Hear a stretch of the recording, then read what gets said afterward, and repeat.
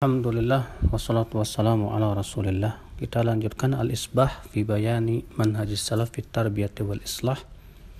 Masih melanjutkan kaidah yang ke-25 tentang sebab-sebab larisnya kebatilan. Kemarin kita sudah sebutkan dua sebab. Kita masuk kepada as-sababu tsalits, sebab yang ketiga. An ya'zuwal mubtadi'u ta'wilahu wa bid'atahu ila jalil qadar. Ya, orang ahli bid'ah itu menisbatkan takwil dan kebid'ahannya kepada orang yang tinggi kedudukannya. Ya, seperti ahlul bait misalnya, atau ulama misalnya. Ya. Karena dengan seperti itu akan diterima oleh banyak orang. Seperti misalnya mereka yang menolak adanya Allah bersemayam di atas arsy, menisbatkan bahwa itu ucapan keyakinan Imam Syafi'i rahimahullah. Namun mereka sendiri tidak mampu untuk membawakan sanadnya kepada Imam Syafi'i rahimahullah. Ya, kenapa? Supaya diterima bahwa ini ada ucapan ulama, apalagi itu ulama besar Imam Syafi'i rahimahullah.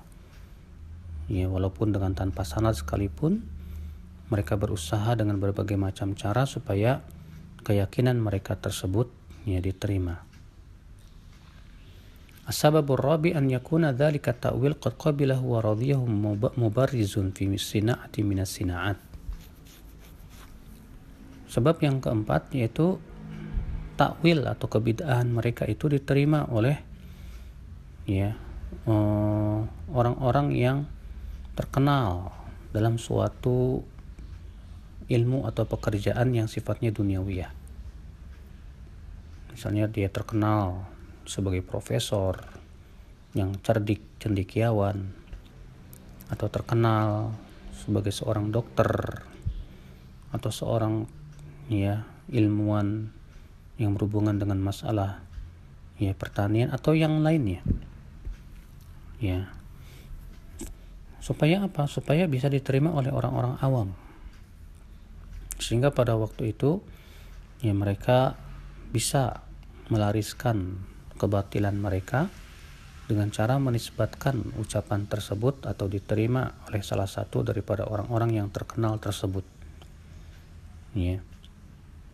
Tanpa melihat apakah dia memang seorang ulama yang betul-betul berilmu ataukah dia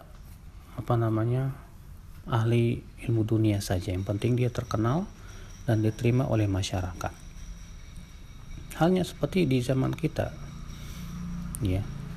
orang-orang yang sangat terkenal itu, yang sangat diketahui oleh masyarakat, ketika menerima pendapat tersebut, segera dilariskan kepada masyarakat.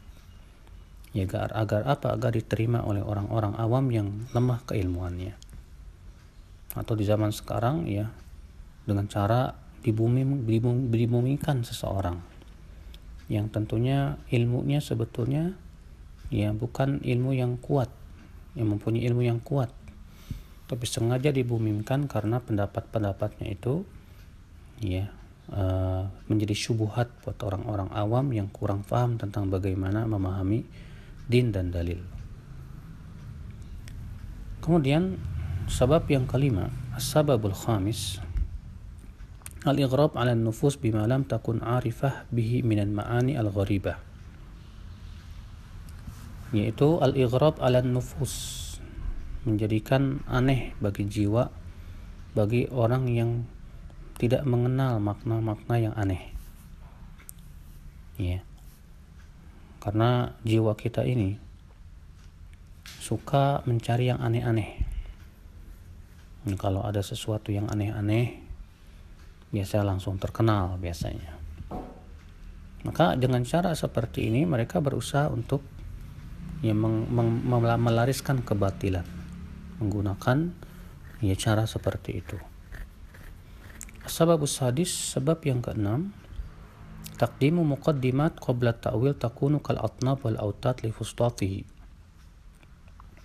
Itu memberikan muqaddimah sebelum ia mentakwil, sebelum ia melariskan kebatilannya, dia menggunakan mukadimah akal yang bagaimana caranya supaya diterima. Contoh misalnya kalau mereka memberikan mukadimah, kalau Al-Quran dan hadis bertabrakan dengan akal, maka akal lebih dahulukan daripada dalil. Atau mereka berkata Al-Quran dan hadis itu masih mentah, sedangkan pendapat ulama sudah matang, maka lebih baik kita merujuk pendapat ulama tanpa melihat dalil.